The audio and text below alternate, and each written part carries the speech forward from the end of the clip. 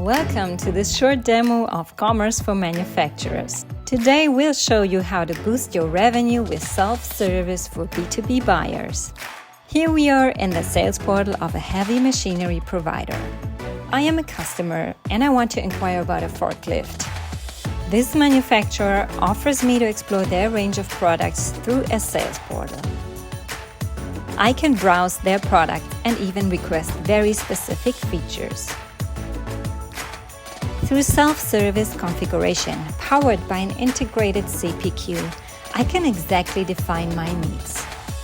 A perfect ERP integration guarantees a 100% accurate online offering. I, as a buyer, have an Amazon-style experience of the vendor's capabilities and services. Let me send this inquiry to their sales team. Why can I not order directly? Because that is how my user rights are defined. My manager, for example, can log in and review, change, or approve my or my colleagues' inquiries.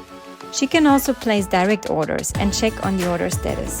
The entire purchasing experience is convenient and streamlined. So for any spare parts or services, I will return to this vendor's sales portal for sure.